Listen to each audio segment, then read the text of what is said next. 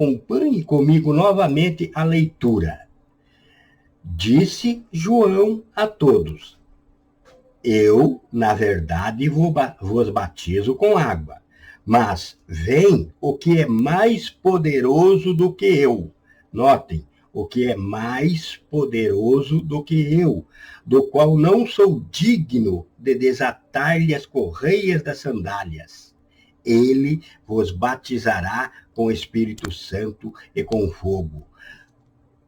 Justo a palavra que veio pela boca do profeta João Batista, definindo a Jesus Cristo. Ele é o Todo-Poderoso, ele é o Salvador, ele é o que nos batiza com o Espírito Santo e com fogo. Ele é o que manda a todo cristão que o aceita por fé, lá dos céus, o dom do Espírito Santo. E é o dom do Espírito Santo que te leva à salvação. É o dom do Espírito Santo que te faz sentir necessidade de estar cada vez mais próximo a Deus. E quanto mais necessidade você tem de estar próximo a Deus, mais isso se ecoa em boas obras e ações que você faz, mais o amor se expande no teu coração, te levando à salvação. Mas o problema dessa afirmação é no que muitos se afastam de Deus, dizendo, não, um Deus tão grandioso assim, nunca vai olhar para mim, vai se importar comigo. Quantas pessoas tem melhor do que eu no mundo para Deus salvar? Deus vai se importar comigo? Então, esse excesso de humildade, de se achar um escolhido de Deus para a salvação, pois todo homem vem destinado à salvação. O que acontece? O mistério aconteceu lá no Éden. Lá no Éden, quando o diabo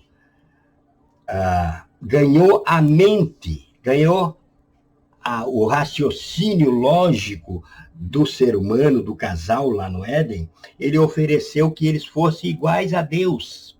Disse, não, vocês não vão morrer, vocês vão ser somente iguais a Deus, vão conhecer o bem e o mal. O bem eles já tinham, não é? Então Satanás ofereceu, na verdade, o mal. Muito bem, mas a mulher aceitou, deu ao seu marido, que também aceitou, né? Então, com isso, o que aconteceu? Houve o que o Senhor tinha determinado na lei daquela árvore. Se dele comer, certamente morrerás. Então, o homem, naquele momento, morreu. E todos nós, por descendência de Adão, nascemos mortos. Nós temos um corpo carnal que, na verdade, se transformou em uma sepultura espiritual. O nosso espírito, quando chega ao mundo, está ali adormecido, morto naquele corpo, esperando, como disse o Senhor Jesus a Nicodemos, em João, no capítulo 3, ele disse assim, necessário vos é nascer de novo. Então, o homem precisa nascer de novo, ressuscitar aquele espírito. É uma analogia com o que aconteceu com Cristo. Ora, Cristo, o que aconteceu com ele? Ele, quando veio viver entre nós, foi soprado o Espírito Santo e fez com que se formasse um corpo no ventre de Maria, certo? Então, um espírito formou um corpo. Então, o espírito não teve participação nem da mulher, porque não teve espermatozoide, e nem do homem, porque não teve espermatozoide, e nem da mulher, porque não teve o óvulo. Então, Jesus Cristo nasceu santo, não teve participação da carne. Então, ele sempre foi comandado pelo espírito, porque a carne não participou. Já o homem é exatamente ao contrário. O homem primeiro vem carnal porque o espírito, por herança de Adão, está morto nesse homem. O espírito está morto e precisa agora ressuscitá-lo. Então, Cristo, ele, quando entregou a sua obra ao Pai, Cristo disse assim: Pai, em tuas mãos entrego o meu espírito. E o corpo de Jesus ficou ali na sepultura 3 dias. Então, depois Cristo voltou, o Espírito que nunca morreu, porque é Deus, não poderia morrer, e era um Deus santo, não sem pecado. O Espírito voltou e ressuscitou aquele corpo depois de 3 dias.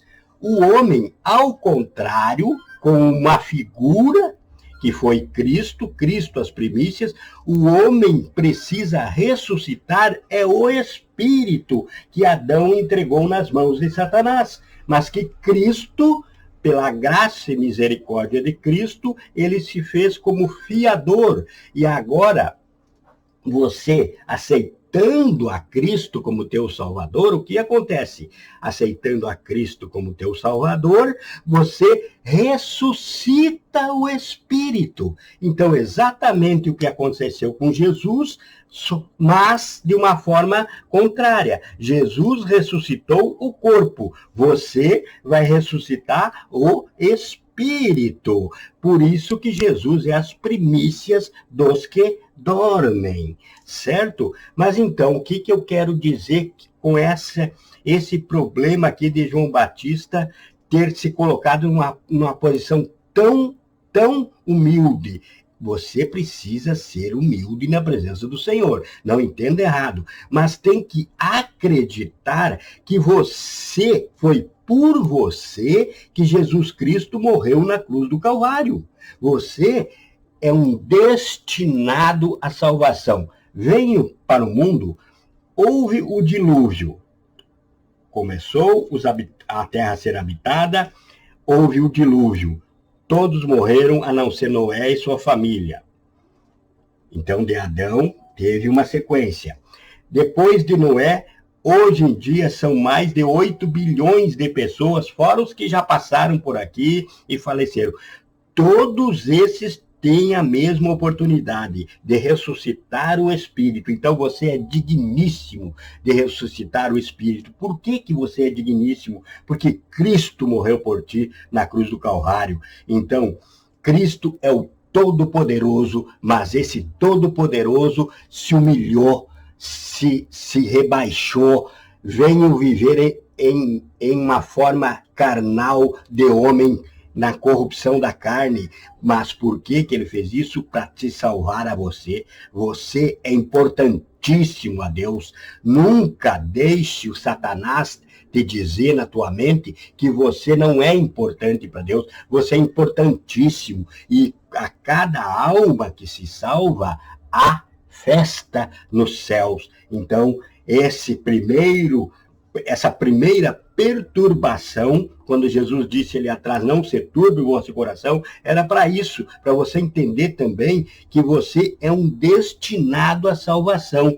Não existe aquela predestinação, como muitos falam. Não existe a eleição antecipada, a predestinação antecipada. Destinados foram todos os homens. Predestinado é entre os destinados. Jesus escolhe alguns para servi-lo, para ser pregador, para curar os enfermos, para expulsar demônios, para falar em línguas, para interpretar línguas, para ser dizimista, para ser melhor ofertante. Para toda a sua obra, Jesus predestina entre os grupos total da terra de destinados, que todos têm a mesma chance. Deus tem alguns para usar, porque uma casa você não pode, você vai construir uma casa, você não pode construir uma casa só com pedreiro, por exemplo. Você tem que ter pedreiro, servente, encanador, eletricista, pintor. toda parte, toda função tem o seu profissional específico. Então, o dom do Espírito, Deus dá a todo mundo. Os dons espirituais são a caixa de ferramenta para quem vai trabalhar na obra. E não são todos que vão trabalhar na obra, mas todos têm o mesmo direito a ser salvos por Jesus Cristo, Senhor de todos.